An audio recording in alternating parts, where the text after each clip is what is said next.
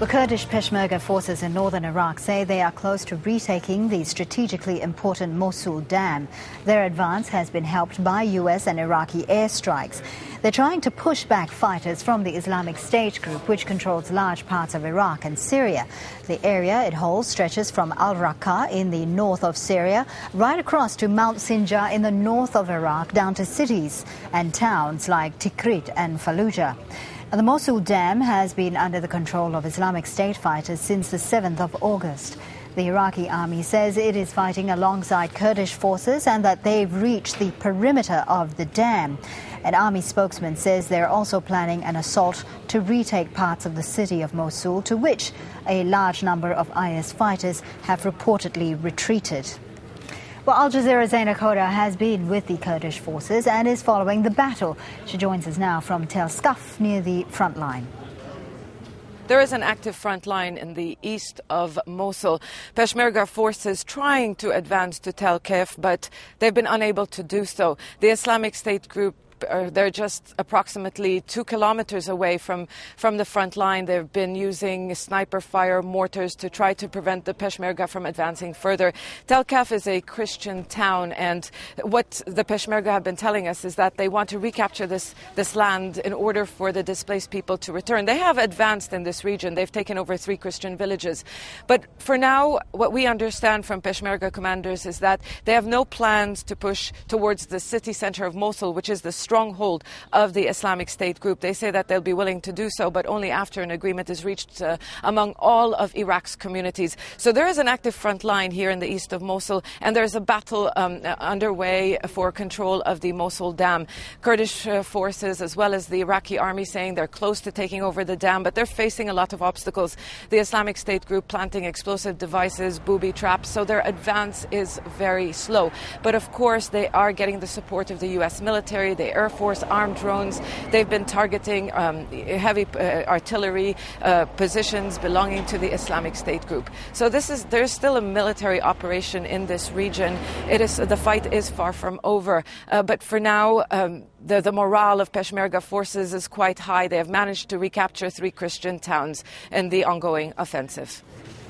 Joining us now is Qubad Talabani, who is the Deputy Prime Minister of the Kurdish Regional Government, and he speaks to us from Erbil. Thank you, Mr. Talabani, for joining us on the show. Now, it does seem that the Iraqi and Kurdish forces are close to taking on the Mosul dam, but what about the surrounding areas and the city of Mosul?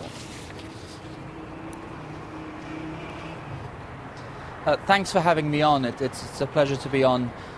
The dam operation is almost complete. Most of the dam is now in the hands of the Kurdish forces with the Iraqi forces. They're cleaning some of those areas, making sure that there are no planted bombs or IEDs. So this has been a very successful operation so far. It has been a very difficult operation so far, but the coordination and the cooperation between the Kurdish Peshmerga forces, the Iraqi security forces and the United States air support has been very, very effective so far. The operation, though, is intended to retake the dam, which is a strategic location.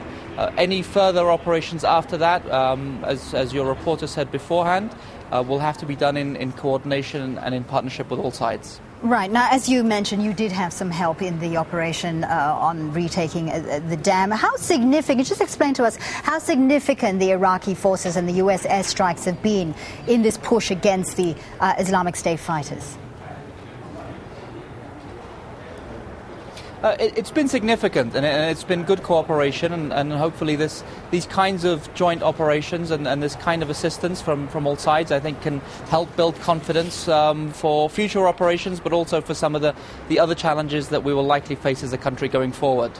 Mr. Talabani, if anything, this operation, as you say, has shown cooperation, and it also highlights the importance of Iraqi unity when faced with a threat like the Islamic State fighters. Doesn't this then call into question the Kurdish push for independence? Well, we have Obviously, the country is facing a challenge. All parts of the country is facing a challenge. It's a significant threat. It's a threat to Kurdistan. It's a threat to the rest of Iraq. So when there is a common enemy and a common threat, this hopefully can bring about a common purpose and greater cooperation. That's not to say that the country does not face significant political challenges.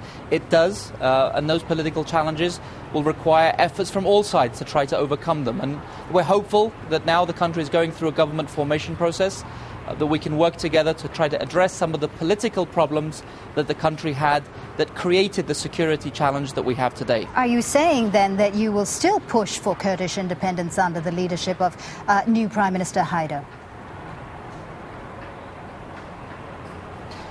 We have not pushed for independence, but we have made our position very clear from the onset. We wanted to participate in a federal democratic Iraq that abides by its constitution, that treats all members of the communities of Iraq equally and fairly under one constitution, under one set of laws and set of values. That's what we're going to push for as we try to form the next government in Iraq.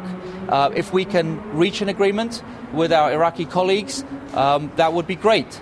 If we can't reach an agreement with our Iraqi colleagues, and we cannot reach an agreement on how to effectively govern the country as a federal democracy per the constitution, then we will have to readdress our situation and our position and come back with a policy. All right, Mr. Talabani, thank you so much for speaking to us. Qubad Talabani, the Deputy Prime Minister of the Kurdish Regional Government.